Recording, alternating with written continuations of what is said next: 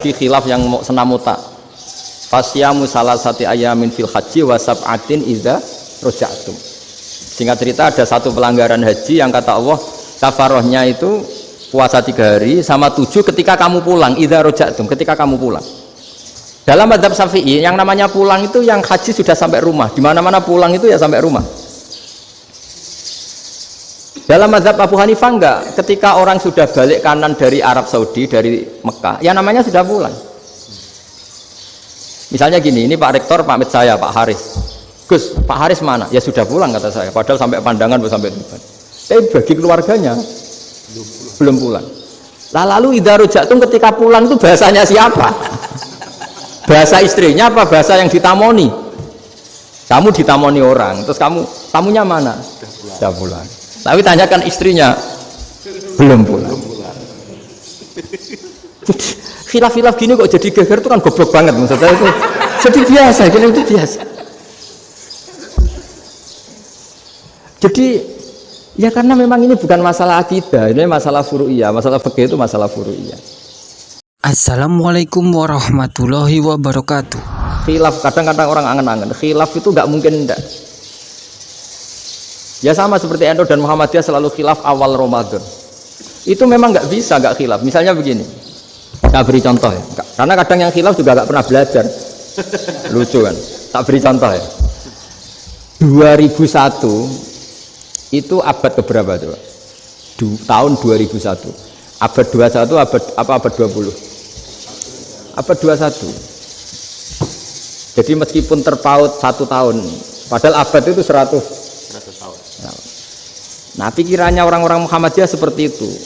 Hilal kalau sudah melewati garis ufuk, meskipun setengah derajat atau 1 derajat itu sudah ikut bulan berikutnya. Sehingga ya sudah, meskipun sekian derajat sudah dianggap Ramadan. Nah, pikirannya orang NU enggak.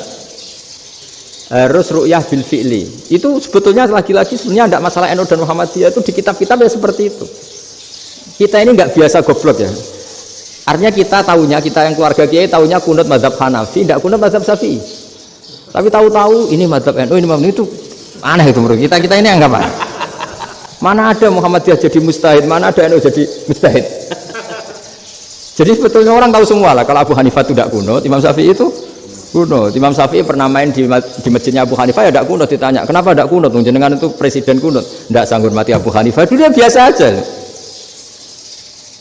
Sekarang geger. Ya karena tidak punya kegiatan.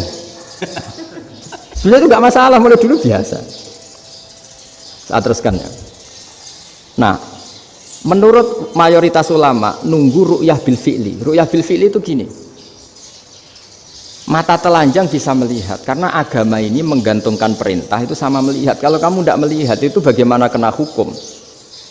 Ibarat gini. Pak Rektor datang ke rumah saya, tapi saya nggak tahu. Kena nggak saya hukum harus menghormati? Dia datang nggak sembunyi-sembunyi. Saya kena hukum harus menghormati ya kalau melihat, kalau enggak ya enggak. Tapi Pak Rektor tetap bilang, tapi saya hakikatnya datang, jadi saya datang itu. Itu kan ribet.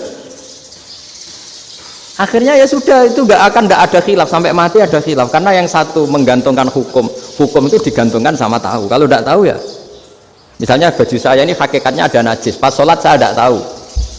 Sholat saya sah apa enggak? Sah. Karena hakikatnya, ya memang saya tidak tahu. Tapi hakikatnya ada najis apa enggak? Ada. Ya sudah, itu sama-sama masuk akal. Ada lagi khilaf yang mau senamuta. Fasyamu salasati ayamin fil haji wa sab'atin idza raja'tum. Singkat cerita ada satu pelanggaran haji yang kata Allah kafarohnya itu puasa 3 hari sama 7 ketika kamu pulang, idza raja'tum, ketika kamu pulang. Dalam mazhab Syafi'i yang namanya pulang itu yang haji sudah sampai rumah. Di mana-mana pulang itu ya sampai rumah. Dalam mazhab Abu Hanifah enggak, ketika orang sudah balik kanan dari Arab Saudi, dari Mekah, ya namanya sudah pulang. Misalnya gini, ini Pak Rektor pamit saya, Pak Haris. Gus, Pak Haris mana? Ya sudah pulang kata saya, padahal sampai Pandangan, sampai Tuban. Tapi bagi keluarganya belum pulang. Lalu idza raja'tum ketika pulang itu bahasanya siapa? Bahasa istrinya apa bahasa yang ditamoni? Kamu ditamoni orang, terus kamunya mana? Sudah pulang. Tapi tanyakan istrinya, belum pulang.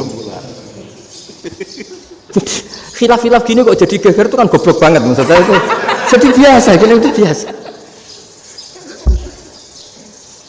Jadi ya karena memang ini bukan masalah akidah, ini masalah furu'iyah. Masalah fikih itu masalah furu'iyah. Mau tidak mau harus beda. Misalnya di sholat juga gitu. Wa ayyuku udin ko adal musolli sokat sholatu.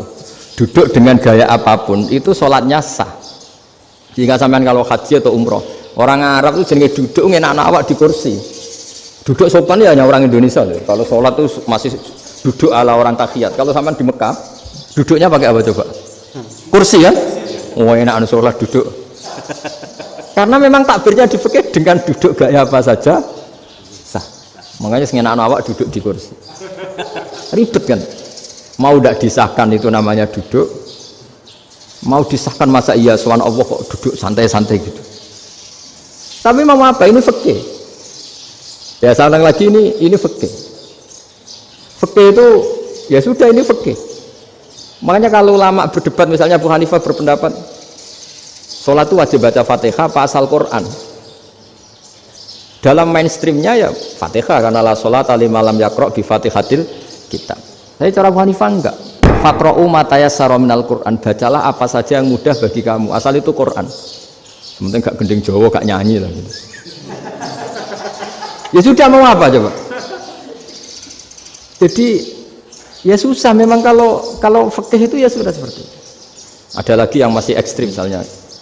Yang namanya menyembelih hewan itu gimana coba? Dari hidup ke mati, apa pasti mati disembelih? Cara mazhab Imam Syafi'i yang namanya menyembelih itu penyembelian harus menjadi sebab kematian. Itu yang sah. Karena lagi penyembelian menjadi sebab kematian yang syar'i.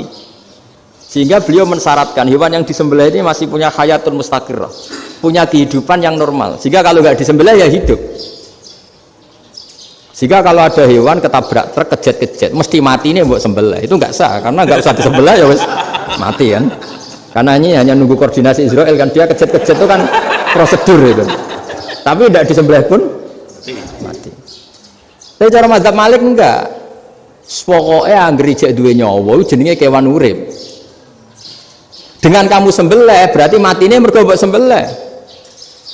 Meskipun nanti ya enggak usah disembelih ya mati. Coba hitung secara ilmu matematika. Kalau enggak disembelih hidupnya 5 menit. Gara-gara kamu sembelih hidupnya langsung mati. Terus dia matinya, cara di persidangan, matinya disebabkan apa? Disebabkan disembelih apa kecelakaan? Oh ya debat kok kamu. Sama-sama UMM aja debat.